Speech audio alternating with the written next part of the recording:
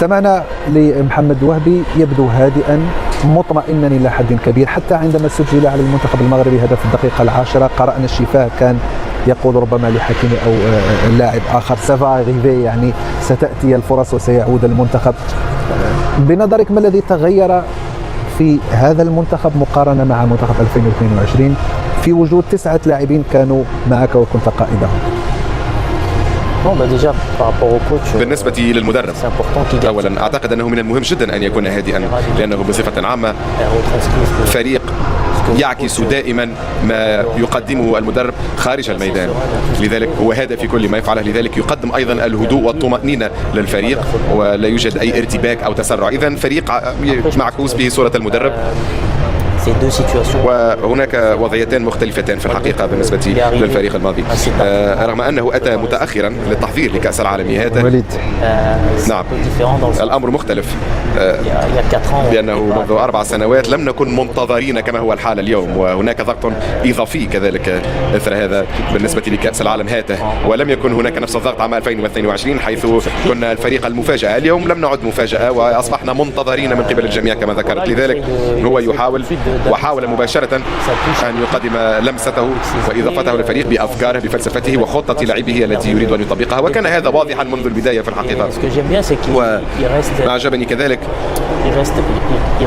وأنه يؤمن بأفكاره ولا يترك مجالا للشك، رغم أنه قد يكون الأمر معقدا في بعض الأحيان، لكن لا يغير كل شيء في أول صعوبة. هو يصر ويقوم ببعض التعديلات في كل مرة كي يجد حلولا لأي مشكلة تواجهه. حتى الآن الأمر ناجح، واليوم بصراحة هو محق بأن لا يرتبك وأن لا يتسرع. هو واعٍ تماما أن هناك أشياء يجب أن تحسن دائما، ولكن تبقى الإيجابيات. هناك ترشح في الدور القادم وهذا هو الأمر الأهم. علينا أن نقوم بالاستشفاء الآن ونرى من سنواجه في الدور القادم ونجهز لتلك المباراة كما نفعل دائما منذ البداية، في انتظار معرفة المنافس القادم للمنتخب المغربي في دور 32.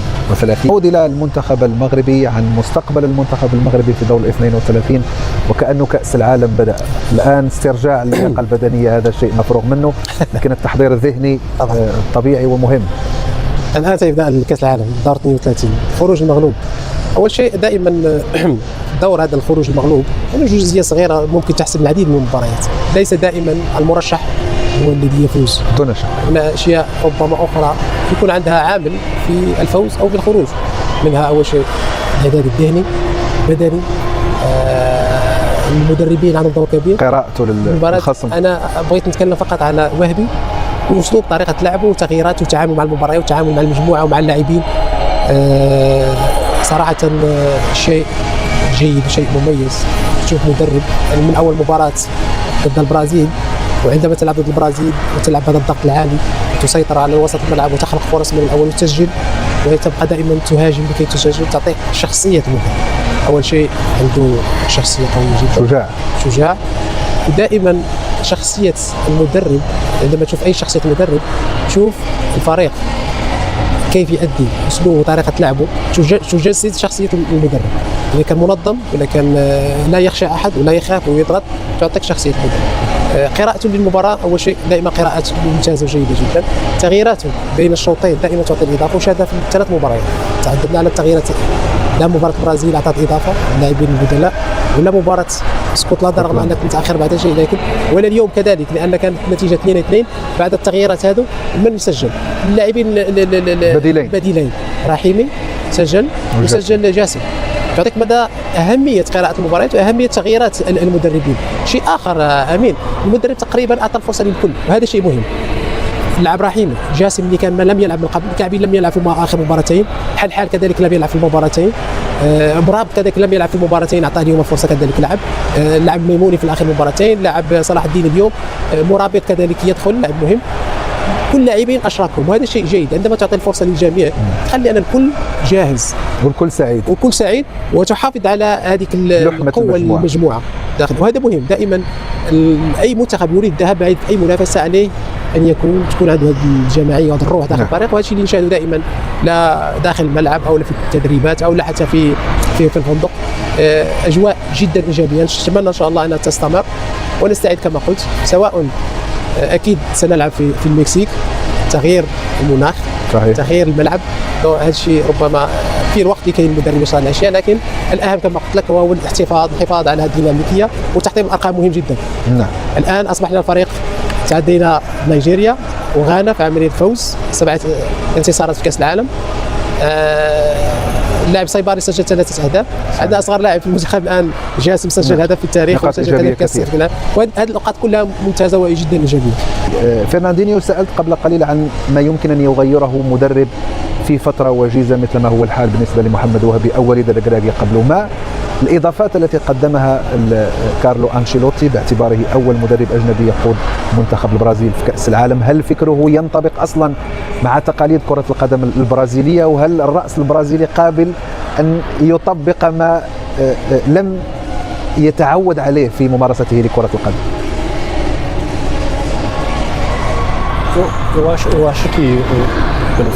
أعتقد أن كارلوس أنشيلوتي عدم كونه برازيليا لا يخفي ليس هناك اختلاف كبير بينه وبين المدربين الآخرين البرازيليين، لأنه عمل مع العديد من اللاعبين البرازيليين في ريال مدريد، باريس سان جيرمان، ولذلك هو لديه الخبرة بالعمل مع اللاعبين البرازيليين ويعرف عاداتهم وتقاليدهم وما هي ما الذين يعشقون القيام به.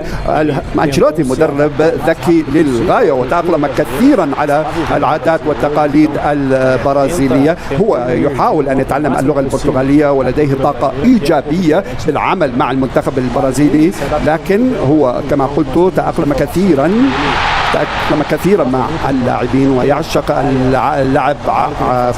يعشق اللعب البرازيلي، وهو دائما يتواجد على الشواطئ البرازيلية، لذلك هو من الإداريين الناجحين، وهذا أمر إيجابي لأنه نحن كبرازيليين نعشق العمل مع هذا المدرب الأجنبي. نعم هو إيطالي ويعشق العمل الدفاعي، ولكن لا أعتقد بأنه ستكون هناك أي مشاكل في المباريات القادمة من حيث تطبيق فكره العملي. نعم لدينا خط دفاع وخط وسط قوي للغاية، والهجوم اليوم أثبت أن لدينا هجوم شرس. بالطبع هؤلاء اللاعبين المتواجدين في هذا المونديال أتمنى ألا يصاب أحدهم، ولكن أنا واثق بأن لدينا العديد من اللاعبين صانعي الفارق مثل مارتينيلي، نيمار، هندريك بإمكانهم الدخول من خلال المباريات القادمة وتغيير مسار المباريات القادمة. كارلوس أنشيلوتي اليوم بنقول أنه برازيلي ولن يقوم بتغيير هيكل طريقة لعب المنتخب البرازيلي. نعم منتخبنا سيدخل بقوة المباريات القادمة. دعونا نستمع مشاهدينا لما قاله برونو غيماريش لاعب منتخب البرازيل ونيوكاسل الإنجليزي. سعيد جدا، أعتقد بأن المستوى كان أفضل اليوم. نحن كنا نعرف بأننا سنواجه فريقا جيدا جدا، وأظن أننا قدمنا مستوى جيد جدا. فخور بهذه المباراة. كنا يمكن أن نسجل أهدافا أكثر، ولكن الأهم كان أن ننهي في أول مركز من مجموعتنا. وبالنسبة لليوم كما قلت أنا سعيد وفخور بالفريق. تمريرتان حسمتان، أنت قائد الممررين حتى الآن في هذه البطولة. نعم أنا سعيد. هدفي هو أن ننهي في القمة، ولكن إذا ما تمكنت من أن نواصل في القيام بتمريرات حاسمة هذا جيد بالتأكيد، بداية جيدة جدا، لكن الأهم بالنسبة لي هو أن نلعب بشكل جيد أكثر من تمريرات حاسمة وأن نفوز. يبدو بأنكم تتحسنون مع مرور البطولة. على ما يبدو حتى الآن الخصم القادم هو اليابان على ما يبدو. أظن أننا نقدم مستوى جيد، لا نعرف حتى الآن إذا ما كان خصمنا سيكون اليابان.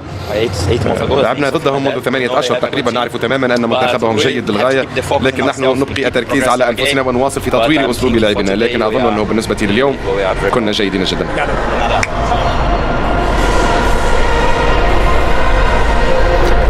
استمعنا إلى برونو غيماريش الذي أكد سعادة المنتخب بتصدر المجموعة وكذلك تطور الحاصل على مستوى الأداء بعد 3 مباريات في انتظار القادم من مباريات. لم أسألك فرناندينيو عن على الأقل ما تفضله كبرازيلي في هوية المنافس في الدور القادم، هولندا، اليابان، ربما السويد.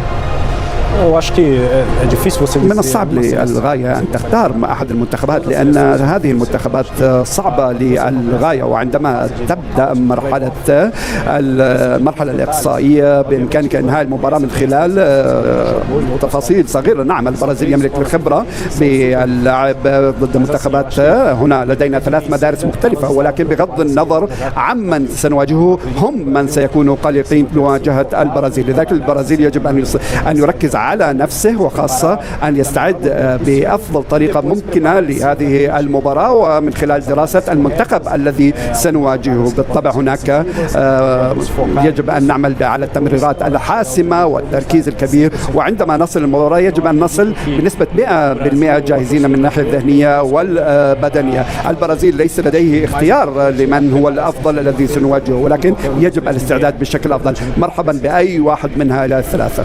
إلى ردود الفعل مرة أخرى بعد هذا الفوز البرازيلي، الآن مع واحد من أكثر اللاعبين تجربة وخبرة، كاسيميرو. أعتقد أنها كانت مباراة جيدة للغاية واستمتعنا بها كثيرا. لعبنا ضد منتخب يعقد الأمور أمام الخصوم. بالطبع نحن سعداء وبأننا تأهلنا للمرحلة القادمة وفي صدارة هذه المجموعة. بالنسبة لكم، هل بدأ المونديال منذ الآن واكتسبتم ثقة كبيرة؟ نعم، المونديال الآن أصبح أكثر صعوبة ونحن ندخل هذه البطولة، وبإمكاننا التطور أكثر وأكثر في المباراة القادمة. وبالطبع نحن سنلعب ضد خصم سيعقد الأمور علينا، ولكن يجب أن نستمتع أيضا من كل ما حققناه سابقا. نيمار عاد بعد عامان من المشاركة الأخيرة مع المنتخب البرازيلي. نعم، نحن سعداء بعودة نيمار، وأنا بشكل خاص عودة هذا اللاعب الذي يعشقه الجميع والذي يمتع الجميع من خلال مهاراته الفنية، وأتمنى أن يساعدنا في المباراة القادمة. كاسيميرو، وكذلك حديثه عن نيمار ومدى استفادة المنتخب البرازيلي من هذا اللاعب بخبرته وما تعلمه خلال هذا المشوار الطويل.